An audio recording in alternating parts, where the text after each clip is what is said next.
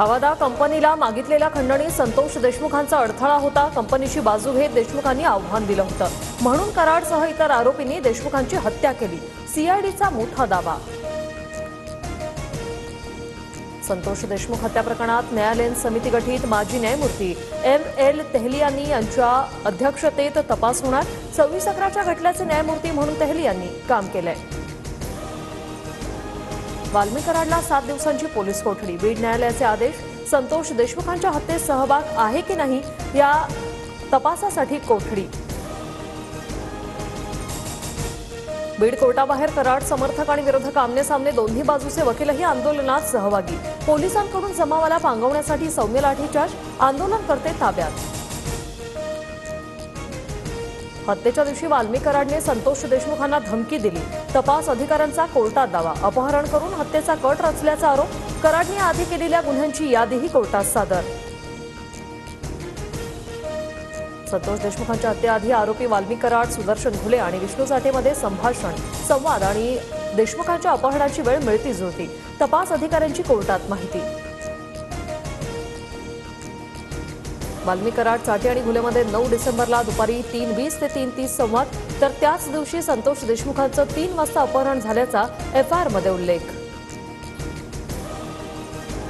फडणवीसांच्या सरकारला डाग लावण्याचा प्रयत्न सुरू। जातीय दंगली घडवणाऱ्या धनंजय मुंडेंच्या टोळीला अजितदादा आणि फडणवीसांनी थांबवावं। वाल्मी कराडला पोलीस कोठडी मिळाल्यानंतर जरांगेंची प्रतिक्रिया।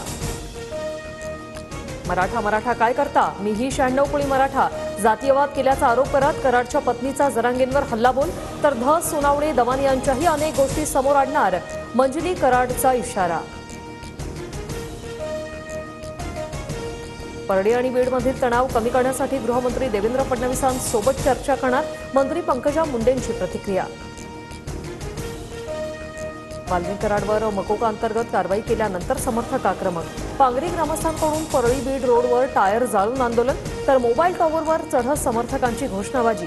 व्यापारी संघटनांकडूनही बेमुदत बंदची हाक। आरोपीला अटक केल्यानंतर परळी बंद ठेवण्याचा नवा पॅटर्न। गुंडाळवाद आकाचे लोक आले तर मुंबईही बंद करू शकतात। परळीतील बंदवरून भाजपा आमदार सुरेश धस यांची टीका। वाल्मी कराडचा पिंपरी चिंचवडच्या उच्चभ्रू सोसायटीत 3.5 कोटींचा फ्लॅट। 1.5 लाखांचा कर थकवल्याने पालिकेकडून फ्लॅट सील। कराडसह पत्नी मंजलीच्या नावानं फ्लॅट असल्याची माहिती। एकमेकांविषयी द्वेषभावना ठेवू नका। महायुतीतील पक्षांनी एकमेकांमध्ये समन्वय ठेवा। पंतप्रधान मोदींचा आमदारांना सल्ला। जनतेपर्यंत पोहोचून जनसंपर्क वाढवण्याचंही आवाहन। बारामतीत कबड्डी स्पर्धेच्या उद्घाटन कार्यक्रमात अजितदादा आणि सुप्रिया सुळे एकत्र, तर उद्या कृषी प्रदर्शनाच्या कार्यक्रमात शरद पवार आणि अजित पवार एकाच मंचावर येण्याची शक्यता।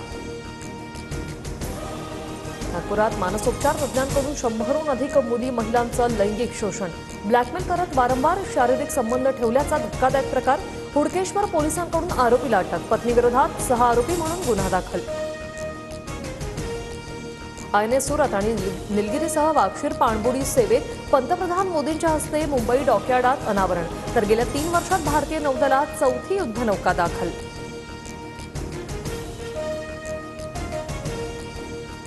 पंतप्रधान मोदींच्या हस्ते नवी मुंबईत इस्कॉन मंदिराचं लोकार्पण। आशियातील दुसरं सर्वात मोठं अशी मंदिराची ख्याती। मागील 12 वर्षापासून निर्मितीचं काम सुरू होतं।